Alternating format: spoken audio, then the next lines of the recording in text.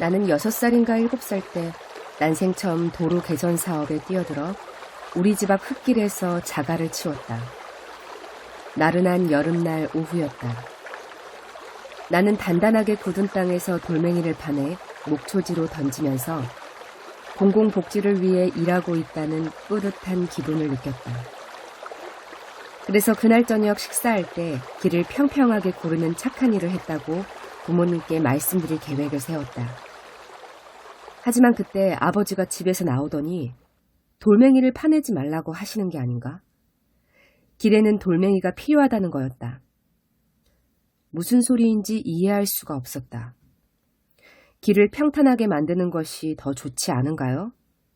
그러자 아버지는 이렇게 설명했다.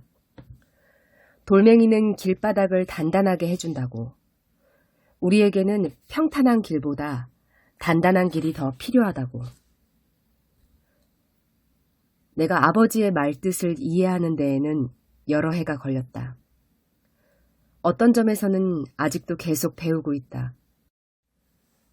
우선 우리 지역의 지질학적 특성을 고려해야 한다. 뉴햄프셔주는 화강암주라는 속칭을 갖고 있고 우리 마을 밑에는 겨우 10,000년 전에 물러간 빙하가 닦아놓은 암반이 자리 잡고 있다. 얼음은 아직도 우리를 줄기차게 따라다니며 괴롭힌다. 무더운 한여름에는 산속에 들어가 깊은 바위틈을 들여다보면 거기에 창백하고 더러운 얼음이 있는 것을 볼 수 있다. 얼음의 차가운 입김은 나는 과거에도 있었고 지금도 있고 앞으로도 있을 것, 이렇게 우리가 지구력에 대해 언젠가는 알게 될 모든 것을 속삭이는 듯하다. 빙하가 녹으면서 가한 지속적인 폭력은 우리 골짜기에 눈금을 새기고 자갈을 쌓아 올렸다. 내가 어린 시절에 목초지로 내던지면서 여름 한나절을 보낸 그 둥근 돌멩이들이다. 빙하가 녹은 뒤에는 생명이 뿌리를 내렸고 결국 나무도 자랐지만 만년에 걸친 죽음과 부활은 그 단단한 화강암 층위에 얇은 스펀지처럼 깔린 빈약한 지층을 만들어냈을 뿐이다. 3월의 해빙기에는 그 스펀지가 흠뻑 젖는다. 시냇물이 세차게 흐르고 늪지대에 물이 불어나고 못에 고였던 물이 쏟아져 나오고 숲의 우묵한 곳들은 웅덩이로 변한다. 그늘진 숲과 건물 북쪽에는 아직 잔설이 무릎 높이까지 쌓여 있어서 우리는 몇 주 동안 겨울도 아니고 봄도 아닌 어중간한 시기를 보낸다. 3월부터 4월 초까지는 100km 남짓한 우리 마을의 비포장 도로는 진창길로 변하고 도로에서 집으로 이어지는 개인 찻길도 마찬가지다. 포장도로는 우리에게 지나친 사치다. 우리 마을은 인구가 너무 적고 게다가 넓은 지역에 흩어져 있다. 개인 찾기를 포장하는 것은 대도시의 교회 같은 느낌을 주기 때문에 그럴 여유가 있는 이들도 꺼린다. 도로 관리인은 우리 마을의 경찰서장과 함께 차를 타고 순찰을 돌면서 진창 때문에 도로가 폐쇄되었다는 형광 표시판을 세운다. 그것은 차축까지 진창에 빠진 차량을 구조해야 하는 시청 직원들의 고생을 덜어주기 위한 조치이지만 그래도 해마다 몇 대는 진창 속에서 끌어내야 한다. 진흙탕은 우리 차의 옆구리를 뒤덮고 옷에 튀고 구두에 덕지덕지 달라붙는다. 물론 이곳 아이들은 진흙 전문가다. 우리 아이들은 학교에서 미술 시간에 스펀지와 갈색 물감을 지급받고 진흙 그림을 그리라는 지시를 받는다. 학교가 끝나면 나는 포장된 주도까지 나가서 스쿨버스에서 내리는 아이들을 마중한다. 그리고 진흙탕 속을 지나 집으로 걸어온다. 우리는 진흙 속에 발을 쿵쿵 찍으며 찰퍽거리고 진흙을 쑤시고 휘젓고 진흙의 감촉과 색깔을 시험한다.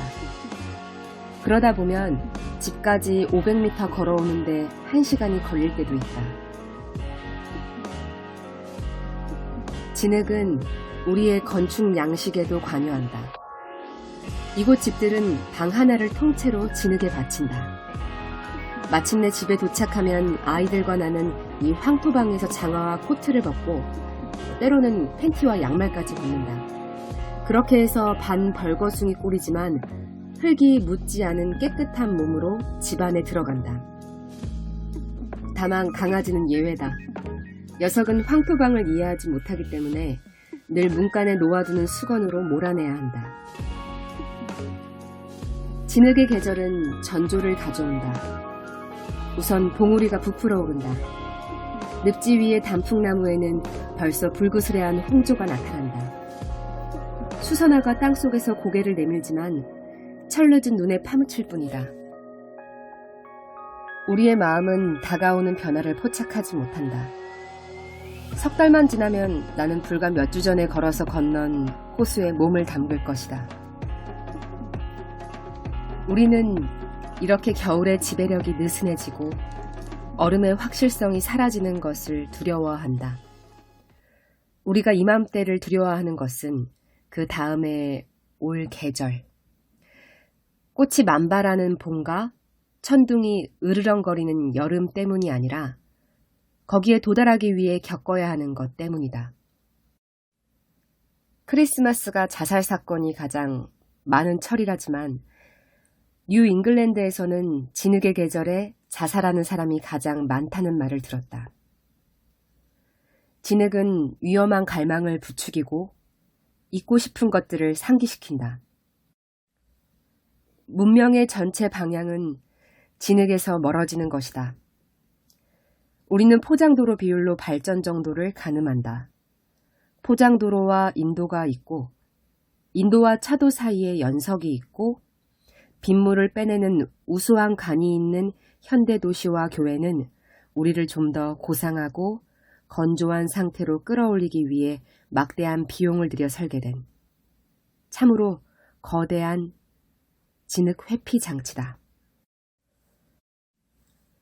포장도로라는 낱말은 밟아 다지다, 두드리다 라는 뜻의 라틴어에서 유래했다. 실제로 우리는 진흙에서 생겨난 우리 인간의 기원과 진흙투성이의 자아를 억압하고 자기한테 불리하거나 볼품없는 것을 모두 감추고 길을 평탄하게 만들려고 애쓴다. 하지만 이곳에서 3월이면 땅 위에 가볍게 포장을 더 씌워놓은 도로의 포장면을 들뜨고 구부린다. 혹독한 겨울을 지나자 몇 달 동안 억눌려 있던 무서운 비밀이 땅속에서 나오려고 길을 쓰는 것이다. 물론 우리는 모두 개인적인 진흙의 계절을 겪고 이 계절은 1년 중 어느 때라도 올 수 있다. 진흙의 계절에는 병에 걸리거나 우울해지고 사랑하는 이를 잃고 결혼 생활이 실패로 끝나거나 파경에 이르고 믿음, 우리 자신에 대한 믿음, 타인에 대한 믿음, 신에 대한 믿음, 이것이 위기를 겪는다. 하지만 비단 이렇게 중대한 일이 아니더라도 개인적인 진흙의 계절을 가져올 수 있다. 인간은 불행을 느끼는 특이한 재능을 가지고 있어서 불행할 만한 중대한 이유가 없으면 사소한 이유를 독창적으로 활용하기도 한다. 부도수표가 되돌아오거나 콧물이 나오거나 비탄에 빠질 갖가지 사유를 이용하여 불행을 느끼는 것이다.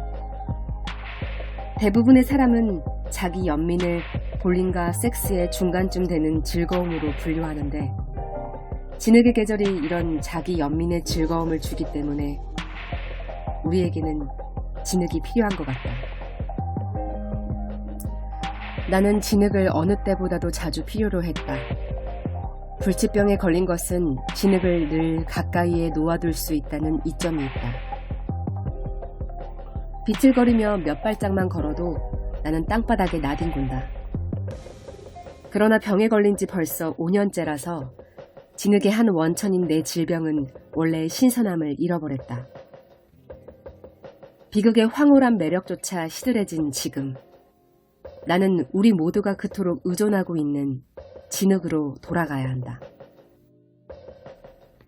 내 컴퓨터가 고장났다거나 개가 창틀을 물어뜯었다거나 아이들이 칠면조를 자를 때 쓰는 커다란 가위로 서로의 머리칼을 잘랐다거나 아내가 창밖으로 모이통을 내다보이는 나의 재능을 평가해주지 않는다거나 하는 따위의 평범한 진흙으로. 봄에는 생명을 재생하고 부활시키는 신의 능력을 찬양한다. 딱새들은 내가 상상할 수도 없는 먼 여행을 마치고 벌써 내 침실 창문 밖에 있는 처마 밑 둥지로 돌아왔다. 딱새들이 돌아온 것을 보면 세상은 온갖 고난을 이겨내고 승리를 거두는 재능과 놀라운 능력을 갖고 있다는 믿음이 되살아난다. 나는 후각이 되돌아오고 있는 것처럼 젖은 흙과 소나무의 냄새를 깊이 들이마신다. 사방에서 뿌리가 내려나고 잠에서 깨어난다.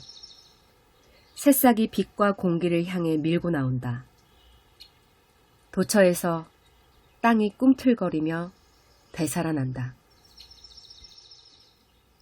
내가 이 글을 쓰고 있는 동안 뉴햄프셔주의 우리 고장 사람들은 목초지의 남쪽 비탈에서 눈이 녹기 시작하여 맨 땅이 드러나는 것을 보았고 그 후 일주일 동안은 기온이 영하 10도를 밑돌고 다시 일주일 동안은 눈이 녹아 땅이 진창으로 변했고 다시 폭설이 내려 30cm 높이로 쌓인 눈 밑에 우리의 희망까지 파묻어 버리더니 날씨가 또 변덕을 부려 이례적인 영상 20도를 넘는 봄 날씨가 며칠 계속되면서 눈이 시시각각 사라졌고 마지막에는 찬 비가 내리는 음산한 날이 이어졌다.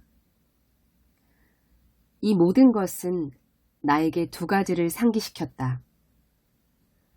부활로 가는 길은 예측할 수 없고 어떤 신발을 신어야 좋을지 알 수 없다는 점이다. 최근에 딸애와 나는 합의에 도달했다. 딸애는 겨울 부츠를 신고 학교에 가되 학교에서 돌아올 때는 내가 봄철 정화를 들고 버스 정류장으로 딸애를 마중 나가기로 한 것이다. 딸애는 눈더미에 앉아 고무 정화를 신고 우리는 발을 쿵쿵 찍으며 진흙탕을 지나 집으로 돌아온다. 진흙은 운동에 좋아요. 우리 아버지는 진흙에 대비하여 길에 돌멩이를 그냥 놓아두라고 가르쳤다. 그런데 이제 내 아이들은 자기네 아버지한테 진흙탕을 지나가는 법을 배우고 있다. 아이들은 그 보답으로 진흙탕을 걷는 운동이 얼마나 신나고 활기찰 수 있는가를 나에게 보여준다. 우리는 모두 젊으나 늙으나 조만간 진흙탕에 들어가게 된다. 무서우면서도 확실한 즐거움의 계절이 온다. 우리가 동원할 수 있는 모든 활기를 거기에 쏟아붓자.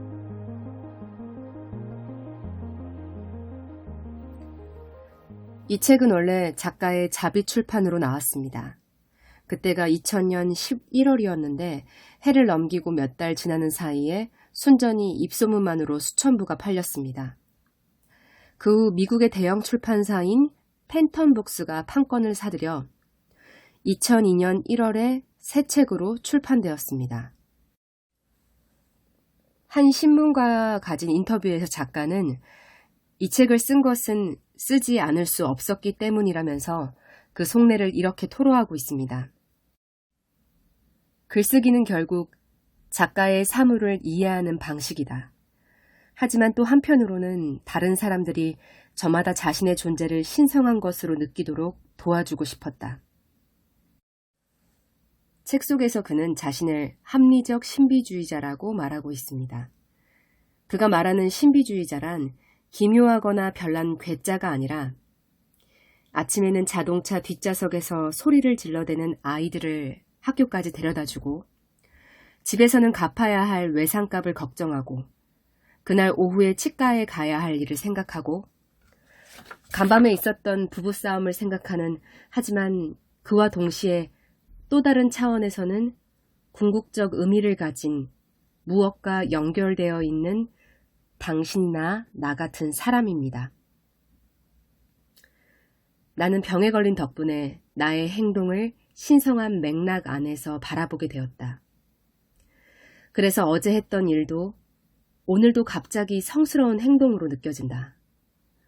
수건으로 아이 얼굴을 닦아주는 일도 어제는 다음 일을 시작하기 전에 해치워야 하는 귀찮은 허드렛 일, 앞으로 할 일이 10가지나 쌓여 있는데 공연히 손만 번거롭게 하는 일거리였지만 이제는 이 아이들의 얼굴을 닦아주는 것, 이 신비스러운 의식에 참여하는 것, 그런 식으로 누군가와 내 삶을 나누어 갖는 것이 얼마나 멋진 기회인가 하는 생각이 든다. 이런 일상 속에서 상실에도 불구하고 풍요롭게 사는 법을 터득하고 신비와 경이를 느낄 만큼 멀리 떨어지는 법을 배웠습니다. 우리는 모두 정도는 다르지만 날마다 지극히 평범한 곳에서 그런 순간에 부딪힐 수 있다고 나는 생각한다.